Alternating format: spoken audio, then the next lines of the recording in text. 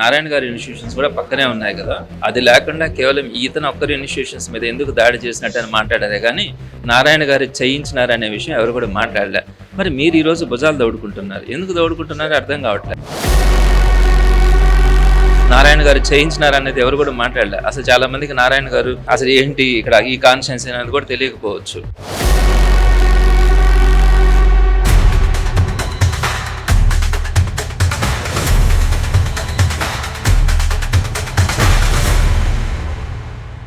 Welcome to sauce TV. నేను మీ అభిజిత్. మనతో పాటు ఎమ్మెల్సీ చంద్రశేఖర్ రెడ్డి ఉన్నారు. ఇటీవల డిఎస్సిపై ఏదైతే అక్రమాలను ప్రశ్నించారో దీనివల్లే కృష్ణ చైతన్య విద్యా సంస్థలపై దాడులు జరిగాయని చెప్తున్నారు. దానిపై మాట్లాడదాం మనం.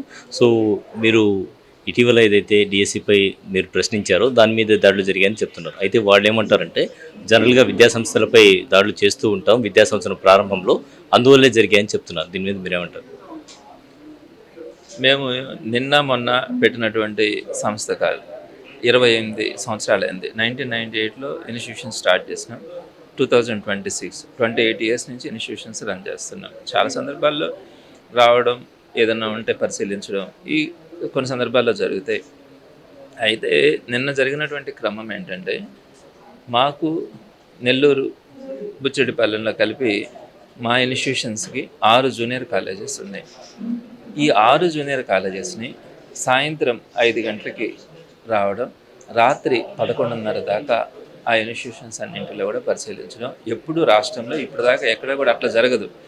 నైట్ టైం అర్ధరాత్రి 11 దాకా 12 దాకా ఇన్స్పెక్షన్స్ చేయడం, అది కూడా ఏ ఇన్ఫర్మేషన్స్ లేకుండా ఒక పర్టికులర్ సొసైటీ కింద ఉండే అన్ని ఇన్స్టిట్యూషన్స్ వాళ్ళకి ఎన్ని జూనియర్ కాలేజెస్ ఉంటాయో ఆ జూనియర్ కాలేజెస్ మీద మాత్రమే, మరి ఎప్పుడు ఎక్కడ ఎవరి మీద లేకుండా చేయడం అనేది తప్పకుండా అనుమానాలకు తావేస్తుంది. దీని క్రమంలో వైఎస్ఆర్సీపీలో నేను ఉండడం కానీ, వైఎస్ఆర్సీపీలో పోరాడడం కానీ, ప్రజల పక్షాన్ని కానీ, ఇటీవల కాలంలో డిఎస్సి గురించి ఇలాంటి సందర్భాల్లో మాట్లాడడం కానీ జరుగుతున్నటువంటి క్రమంలో ఈ విధంగా జరగడాన్ని వైఎస్ఆర్సీపీ పార్టీ కూడా దాన్ని తీవ్రంగా ఆక్షేపించింది.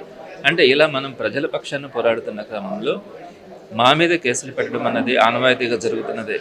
అయితే వారు ఏదైతే వ్యాపారాలు కానీ సంస్థలు కానీ నడుపుతుంటారో వాటి మీద కూడా దాడులు చేయడం అనేది ఇప్పుడు మళ్ళీ కొత్త పుంతలు తీసుకుంటున్నట్టే. కాబట్టి ఇది పార్టీ దీనిని తప్పకుండా కూడా తీవ్రంగా తీసుకుంటుంది అన్న ఆలోచనతో అందరూ కూడా రాష్ట్రంలో ఉన్నటువంటి శ్రీకాకుళం దగ్గర నుంచి కుప్పం దాకా కూడా అన్ని జిల్లాల నుంచి కూడా నిన్న శాసనమండలి సభ్యులు కానీ వారందరూ రావడం, సంఘీభావంగా నిలవడం కూడా జరిగింది. అంటే నారాయణ విద్యా సంస్థలపై కూడా దాడులు జరిగాయి కదా అని చెప్పి కూడా చెప్తున్నారు. నాకు తెలిసి వాళ్ళ మీద దాడులు జరగడం ఇవన్నీ ఎప్పుడు కూడా జరగలే. వైఎస్ఆర్సీపీ టైంలో కూడా వాళ్ళ మీద దాడులు అయితే ఇప్పుడు జరగలే, అసలు ఇప్పుడు జరిగే ఛాన్సే లేదు. కాకపోతే ఏదైనా డెఫిషియన్సీస్ ఉంటే వాళ్ళకి ఆ పర్టికులర్ డెఫిషియన్సీస్ మీద ఏదైనా ఉంటే మాట్లాడి ఉండొచ్చే. కానీ ఇలా నారాయణ ఇన్స్టిట్యూషన్స్ మీద అర్ధరాత్రులు అపరాత్రులు వెళ్ళి దాడులు చేసేటువంటి పరిస్థితి ఎప్పుడూ ఉండదు. మా వైఎస్ఆర్సీపీ టైంలో కూడా నారాయణ గారికి ఎక్కడా కూడా గవర్నమెంట్ పరంగా ఆయనకి ఏ ఇబ్బంది కలగకుండానే ఆ రోజు కూడా వైఎస్ఆర్సీపీ ట్రాన్స్పరెంట్గా రాజకీయాలు చేసినటువంటి పరిస్థితి. కానీ ఈరోజు వీరు దానికి భిన్నంగా వెళ్తూ ఉన్నారు. ఆయన చెప్తున్నటువంటిది ఏదో ఒక ఎగ్జాంపుల్ చెప్తా ఉన్నారు. అవన్నీ కూడా హాస్యాస్పదం. ఆయన చెప్తున్నటువంటిది ఎక్కడా కూడా వాస్తవ రూపంలో ఉండేటువంటిది కాదు. ఒకవేళ అది ఉంటే ఏ కారణంతో ఉందని అనేది చూడాలి. ఏదో ఒక ఇన్స్టిట్యూషన్స్ గురించి చెప్తా ఉన్నారు. కానీ ఉన్నటువంటి అన్ని జూనియర్ కాలేజీల మీద ఏకకాలంలో ఒకేసారి జరిగినటువంటి తీరు మాత్రం తప్పకుండా కూడా ఇది ప్రతిపక్షంలో పోరాడుతున్న క్రమంలో జరిగినటువంటిది అని ఈరోజు వైఎస్ఆర్సీపీ భావిస్తూ ఉంది. అంటే వైసీపీలో అంతర్గత విభేదాలు ఉన్నాయని కూడా చెప్పడం జరిగింది. ఉన్నాయా అంతర్గత విభేదాలు వైసీపీలో? అది ఎవరు మాట్లాడారో నాకు తెలియదు. కానీ అంతర్గత విభేదాలు ఉంటే అందరం కూడా ఈరోజు ప్రతిపక్షంలో ఇంత ఒక తాటి మీద నిలబడడం, రాష్ట్ర వ్యాప్తంగా ఒక మాట మీద నిలబడడం అన్నది చాలా అరుదుగా కూడా ఉంటాయి. అటువంటి సందర్భాలు మనం ఇప్పుడు చూస్తూ ఉన్నాం. రెండోది, ఏదైతే తెలుగుదేశం పార్టీ ఉందో తెలుగుదేశం పార్టీలోనే ఒక్కొక్కరు ఒక్కొక్క చీలిక అని చెప్పి ఈరోజు ప్రతి ఒక్కరు కూడా మాట్లాడుతున్నటువంటి అంశం. మేము ఏ విషయంలోనైనా కూడా అందరం కలిసికట్టుగానే ఉంటాం. ఏదైనా ఒకరిద్దరికి ఏదైనా అభిప్రాయ భేదాలు ఉంటే ఉండొచ్చేమో, కానీ ఎవరూ కూడా పార్టీ లైన్లో పార్టీ కోసం పోరాడే క్రమంలో అందరం కలిసిమెలిసిగా ఉండడం కూడా జరుగుతుంది. ఏదైతే ఈరోజు కూటమి ప్రభుత్వం పెద్దలు ఏదైనా మాట్లాడుంటే కూడా వారు ఒక్కసారి ఆత్మపరిశీలన చేసుకోవాలి. ఆ పార్టీలో ఏ పరిస్థితులు ఉన్నాయి. నేను అటువంటి విషయాలు ఎప్పుడు కూడా వ్యక్తిగతంగా మాట్లాడను. నాకు అటువంటి రాజకీయాలు చేయాల్సిన అవసరం కూడా ఉండదు. 100% ఈరోజు కూటమిలో ఉన్నటువంటి నాయకులకే పొంతం లేదు. వైఎస్ఆర్సీపీ ఎప్పుడు కూడా అందరం కలిసికట్టుగా పోరాడుతూ ఉన్నాం. కలిసికట్టుగా అందరం కూడా కార్యక్రమాలు చేస్తా ఉన్నాం. కూటమి ప్రభుత్వంలో కక్ష సాధింపు చర్యలకు పాల్పడే అవకాశం లేదు. మంత్రి నారాయణ ఫ్లెక్సీనే 2 రోజుల్లో తొలగిస్తే మరి చంద్రశేఖర్ రెడ్డి ఫ్లెక్సీ మాత్రం అట్లానే ఉంటుంది, మాకు అంత అవసరం లేదు, మేమన్నా క్రిమినల్ కేసులు పెట్టామా ఆయన మీద అని చెప్తున్నారు. విద్యాసంస్థలు ఏమైనా మూయించామా అని రూప్కుమార్ యాదవ్ గారు ప్రెస్ మీట్లో చెప్పడం జరిగింది. సో దీని మీద మీ కామెంట్? ఇప్పుడు మీరు ఎందుకు ఇవన్నీ తౌడుకుంటున్నారో అర్థం కాలే. ఇప్పుడు నారాయణ గారి గురించి కూడా నిన్న అంతమంది వచ్చినా కూడా ఎవరు కూడా నారాయణ గారు చేసినారని ఎవరు మాట్లాడలే, నారాయణ గారు చేయించినారని ఎవరు కూడా మాట్లాడలే. మాట్లాడింది ఏంటంటే డిఎస్సి గురించి మాట్లాడుతున్నటువంటి తరుణంలో ఏదైతే చంద్రశేఖర్ రెడ్డికి సంబంధించినటువంటి ఇన్స్టిట్యూషన్స్ మీద ఏకకాలంలో వారికి ఉన్నటువంటి అన్ని ఇన్స్టిట్యూషన్స్ మీద దాడి చేయడం అన్నది. రెండవ పాయింట్, నారాయణ గారి ఇన్స్టిట్యూషన్స్ కూడా పక్కనే ఉన్నాయి కదా, మరి అది లేకుండా కేవలం ఈతను ఒక్కరి ఇన్స్టిట్యూషన్స్ మీద ఎందుకు దాడి చేసినట్టు అని మాట్లాడారే కానీ నారాయణ గారు చేయించినారనే విషయం ఎవరు కూడా మాట్లాడలే.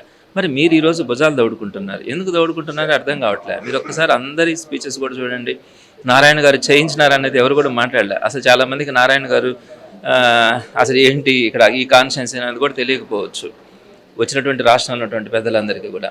వారు మాట్లాడింది కేవలం ఈ కూటమి ప్రభుత్వం వ్యవహరిస్తున్నటువంటి శైలి కానీ, మాట్లాడేటువంటి నాయకుల మీద వీరు పెడుతున్నటువంటి అక్రమ కేసులు కానీ నిర్బంధించడం కానీ, ఇది ఒక పార్ట్. రెండో పార్ట్కి వచ్చేటప్పటికి మేము ఇలాంటి రాజకీయాలు ఎప్పుడు చేయలేదు, మేము చాలా నీతివంతంగా చేసినామనో లేకపోతే ట్రాన్స్పరెంట్గా చేసినామని మీరు మాట్లాడుతూ ఉన్నారు. ఒకసారి ఆలోచించండి, కాకన గోవర్ధన్ రెడ్డి గారి మీద పెట్టినటువంటి కేసులు సమంజసమైనటువంటి, అదేవిధంగా నిన్న సత్యనారాయణ రెడ్డి గారి మీద పెట్టినటువంటి కేసులు కానీ, ఇట్లా నెల్లూరు జిల్లాలో కాదు ఆంధ్ర రాష్ట్రంలో కానీ మీరు పెట్టినటువంటి కేసులు కనుక పూర్వాపరాలు చూస్తే ఒకసారి కనుక జోగి రమేష్ గారి మీద పెట్టినటువంటి కేసు కానీ ఇలాంటివన్నీ కూడా మీరు కనుక చూస్తే మా మీదనే దాడి చేసి మా మీదనే కేసులు పెట్టడం, మేము కలెక్టరేట్కి రిప్రజెంటేషన్ ఇవ్వడానికి పోయినప్పుడు కూడా అక్కడ వాళ్ళ విధులకు ఆటంకం కలిగించామని కేసులు పెట్టడం, కొంతమంది మీద అయితే చిన్న చిన్న వాళ్ళ మీద రౌడీ షీట్లు ఓపెన్ చేయడం, కొంతమంది మాట్లాడిన వాళ్ళ ఇల్లు పగలు కొట్టించడం, సిటీలో కూడా మీరు చూసుంటారు ఇల్లు ధ్వంసం చేయడం, ఇవన్నీ మీ కళ్ళకు కనిపించట్లేదా?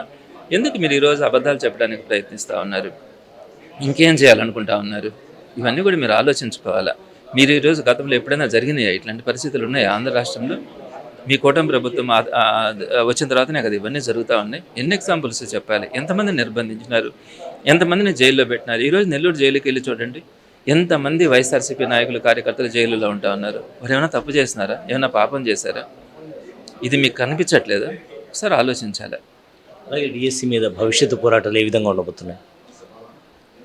డిఎస్సి మీద ఖచ్చితంగా వైఎస్ఆర్సీపీ నిర్ణయం మేరకు ఇవన్నీ కూడా అందరం కలిసికట్టుగా తీసుకున్నటువంటి నిర్ణయమే. ప్రస్తుతానికి మేము ఇచ్చినటువంటి సాక్ష్యాలు కానీ మేము ఇచ్చినటువంటి ఆధారాలకు కానీ అవతల వారు మాట్లాడే పరిస్థితి కూడా కనిపించట్లే. ఎందుకంటే వాస్తవాలు అవన్నీ కూడా.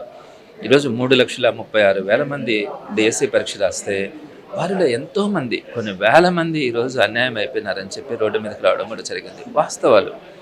మీరు ప్రధానంగా స్పోర్ట్స్ కోటా పేరుతో మీరు కొన్ని జీవోలు తీసుకొని వచ్చి ఆ జీవోల ద్వారా మీకు కావాల్సిన వారందరికీ కూడా టీచర్ పోస్టులు ఇచ్చి, టీచర్లు డాక్టర్ల విషయంలో చాలా కఠినమైన నిబంధనలు ఉంటాయి. ఎవరంటే వాళ్ళు టీచింగ్ చేయడం కానీ, ఎవరంటే వాళ్ళు డాక్టర్స్గా ప్రాక్టీస్ చేయడం కానీ చేయకూడదు. అటువంటి నిబంధనలకు తొంగలో తొక్కి మీరు వారందరికీ కూడా ఉద్యోగాలు ఇచ్చిన తర్వాత మరలా ఆ జీవోలని ఉపసంహరించుకోవడం, ఆ జీవోలు తప్పని మీకు కూడా తెలుసు కాబట్టి ఆ జీవోలను వెంటనే విత్డ్రా చేసేసుకొని మీకు కావాల్సిన వారందరికీ కూడా ఉద్యోగాలు ఇచ్చారు. దీంట్లో మీరు చేసినటువంటి అన్యాయాలు కానీ అక్రమాలు కానీ, డిఎస్సి పరీక్ష రాయకుండా, టెట్ లేకుండా, ఇలాంటి అర్హత పరీక్షలు ఏమీ కూడా లేకుండా మీరు టీచర్ ఉద్యోగాలు, స్కూల్ అసిస్టెంట్లు కానీ, ఎస్జిటీలు కానీ ఈ పోస్టులన్నీ ఇచ్చినటువంటి తీరు ఈరోజు ప్రజలందరూ కూడా కనపడిన తర్వాత మీరు ఈరోజు మాట్లాడినటువంటి పరిస్థితి ఉంది. తప్పకుండా కూడా రాబోయే రోజుల్లో దీని మీద ఎలా చేయాలా ఏంటన్నది ఒక పార్టీ డెసిషన్ తీసుకుంటుంది. ఆ పార్టీలో నిర్ణయం ప్రకారం తప్పకుండా రాబోయే రోజుల్లో కూడా పోరాటం చేయడం జరుగుతుంది. సో డిఎస్సిపై జరిగినటువంటి అక్రమాలను ప్రశ్నించడం జరిగింది, పార్టీ నిర్ణయం మేరకే అలా చేయడం జరిగింది. ప్రస్తుతం ఈ డిఎస్సిపై పోరాటాలు అయితే కొనసాగుతాయి, ఎట్టి పరిస్థితుల్లో ఆపేది లేదంటున్నారు ఎమ్మెల్సీ చంద్రశేఖర్ రెడ్డి. కెమెరామెన్ మహేష్తో హుసేన్ సాస్టివి, నెల్లూరు. ఎనలేని అనుబంధం NL hospitals, opposite water tank, Magunta layout, near Annamayya circle, Nellore.